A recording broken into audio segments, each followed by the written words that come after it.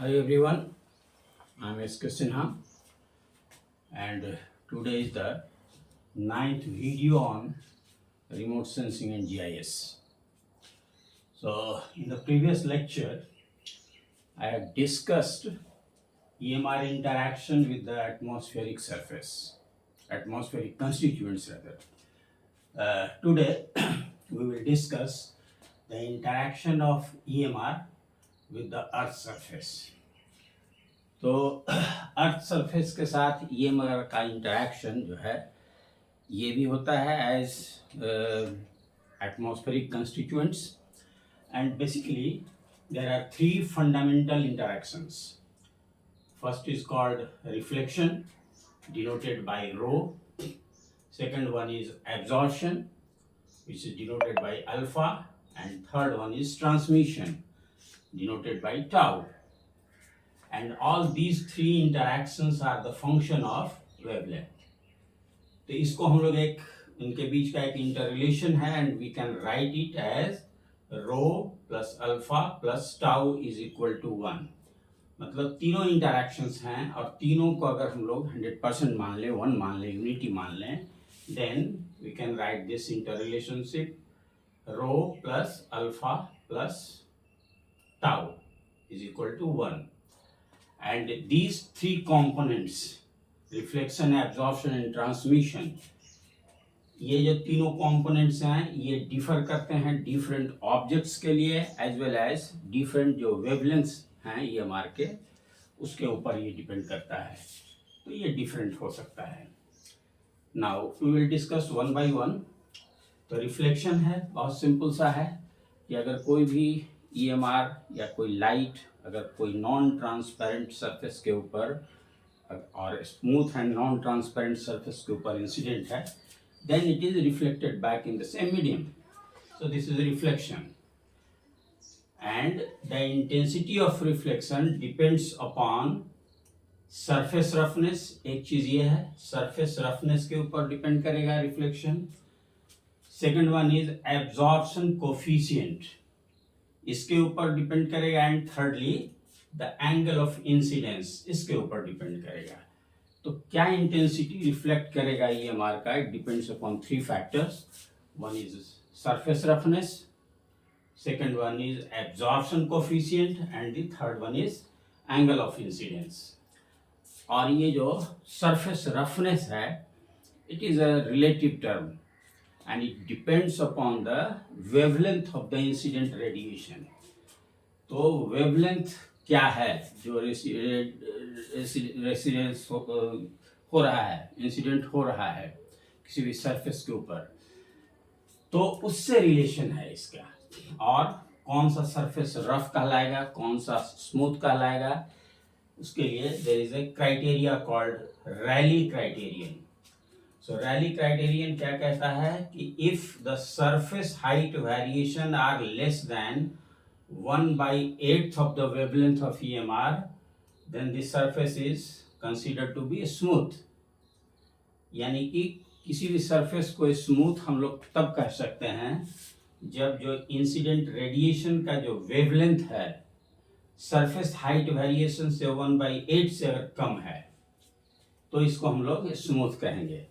जैसे सपोज मान लीजिए कि ये बुक का सरफेस है, ये अपीयर हो रहा है कि ये बड़ा स्मूथ है, but it may not be smooth if the incident radiation, wavelength of incident radiation is very very small as compare to the surface height variation. तो ये सरफेस में कुछ न कुछ वेरिएशंस है हाइट का. इसको अगर हम लोग बहुत इनलार्ज करके देखें तो देयर में बी सर्टेन वेरिएशंस. तो जो सरफेस हाइट वेरिएशंस है ये 1/8 ऑफ द वेवलेंथ से अगर कम है then the surface is known as smooth, otherwise it is a plane surface. दूसरा एग्जांपल हम लोग ले लें कि एक जो सैंडी सरफेस है, सैंडी प्लेन है, it may be smooth for wavelength of larger dimension. जो अधिक वेवलेंथ वाले जो EMR हैं उसके लिए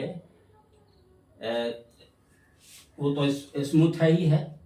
और on the other hand Rocky surface अगर हम लोग ले लें कोई सरफेस रॉकी है जो कि it appears very rough for anybody, तो वो सरफेस भी स्मूथ हो सकता है if the wavelength of the incident radiation is very high. जैसे मान लीजिए कि radio wave and transmission, radio wave and television wave है, या इवन जो माइक्रोवेव है, माइक्रोवेव का रेंज है 1 millimetre to 1 metre.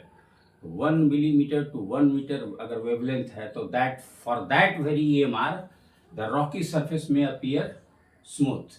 On the other hand जो प्लेन सरफेस है, जैसे बहुत फाइन सैंड है, it may also be a rough surface. अगर वो जो इंसिडेंट रेडिएशन का वेवलेंथ बहुत छोटा है, तो it all depends upon the wavelength of the incident radiation. Simple सी बात यही है कि अगर सरफेस हाइट वेरिएशन वेवलेंथ का, जो EMR का वेवलेंथ है, उससे 1/8 से अगर कम है, then the surface is smooth, और अगर 1/8 से अधिक है, then the surface is known as rough. और अगर ये स्मूथ सरफेस है तो स्पेकुलर रिफ्लेक्शन इससे होगा। If the surface is rough, then it is Lambertian और डिफ्यूज रिफ्लेक्शन। और एक और सिचुएशन हो सकता है, बिल्कुल परफेक्ट मिरर लाइक नेचर में शायद नहीं मिल पाए, है ना, बिल्कुल mirror like plane in nature it is not possible. Secondly rough surface भी नहीं होगा। इन दोनों के बीच का एक सिचुएशन हो सकता है। तो मोस्ट नेचुरल बॉडीज ये है क्वासी डिफ्यूज। तो ये 3 तरह के सरफेसेस हो सकते हैं, mirror like surface, rough surface and this quasi diffuse surface. तो मिरर लाइक अगर है, स्मूथ अगर है, then the specular reflection will take place. If there is a rough surface, then Lambertian और डिफ्यूज रिफ्लेक्शन और विल टेक प्लेस। और अगर इन दोनों के बीच का सिचुएशन है, in between smooth and rough, then the reflection will be quasi diffuse और सेमी डिफ्यूज। इसको देखा जाए, दिस इज स्पेकुलर रिफ्लेक्शन, ये स्मूथ सरफेस है, angle of incidence equals angle of reflection. This is Lambertian reflection, ये rough surface है, so the diffusion takes place in all the direction, unpredictable. तो ये लैम्बर्शियन में हुआ। और ये इनके बीच का सिचुएशन है, that is semi diffuse, reflection take place but not uniformly. So this is a reflection. Second interaction is absorption. So EMR get absorbed by the matter on atomic or molecular scale. तो earth surface पर जब भी EMR incident होगा तो उनका absorption होगा। EMR का absorption होगा, अलग अलग जो वेवलेंथ के जो EMR हैं उनका सेलेक्टिव एब्जॉर्प्शन होगा, और ये एटॉमिक या मॉलिक्यूलर स्केल का होता है। तो जो द मैटर ऑन एटॉमिक और molecular state is characterised by different types of energy states. तो ये जो एटॉमिक और मॉलिक्यूलर स्टेट्स में जो मैटर है, इसमें ये ट्रांजिशनल एनर्जी हो सकता है, रोटेशनल हो सकता है, वाइब्रेशनल एनर्जी में भी देयर, और इलेक्ट्रॉनिक एनर्जी। और a different amount of energy is required for transition from one energy level to the other, and during this process radiation of a particular wavelength is absorbed। तो क्या है कि ये transition अगर एक energy से दूसरे एनर्जी लेवल में होगा तो कुछ एब्जॉर्प्शन होगा, और उस पर्टिकुलर वेवलेंथ का एब्जॉर्प्शन होगा। तो ये आपका एब्जॉर्प्शन हो गया।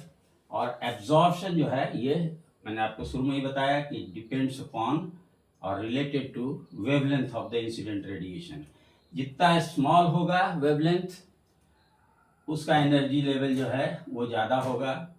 It depend. और दूसरी चीज़ है कि ये जो एब्जॉर्प्शन क्राइटेरिया है, it depends upon dominant cation and anion present, secondly trace elements, solid solution, impurities present. So these are the factors, these are other factors which control absorption, how much absorption is there. तीसरा जो interaction है that is called transmission. तो transmission में क्या होता है कि whatever EMR, whatever energy incident on any surface, any body, तो part of it is being reflected and scattered, part of it is being transmitted within the body. तो ये जो reflect होता है और फिर scatter होता है that is called surface scattering. तो ये एक सरफेस स्कैटरिंग हो गया। सेकेंडली, जो पार्ट EMR का ट्रांसमिट होता है with in the body, it is further scattered. और ये कब होता है, ये इसको कहते हैं हम लोग volume scattering, it is called volume scattering. और ये जो वॉल्यूम स्कैटरिंग और ये जो सरफेस स्कैटरिंग का जो फिनोमिनन है, ये कहाँ पर ज़्यादा इफेक्टिव है, where the body is inhomogeneous, medium is inhomogeneous। तो inhomogeneous medium में अगर कोई EMR इंसिडेंट होता है तो part of it is being reflected and scattered, part of it is being transmitted and further scattered। ये जो रिफ्लेक्ट बैक होता है इसको हम लोग सरफेस स्कैटरिंग कहते हैं। और ये जो ट्रांसमिट होता है विद इन द बॉडी, ये जो स्कैटरिंग होता है इसको कहते हैं हम लोग वॉल्यूम स्कैटरिंग। और ये जो ट्रांसमिशन है it depends upon the dielectric constant of the material. तो जो ट्रांसमिशन है वो डाई इलेक्ट्रिक कांस्टेंट के ऊपर, मीडियम का जो डाई इलेक्ट्रिक कांस्टेंट है उसके ऊपर डिपेंड करेगा।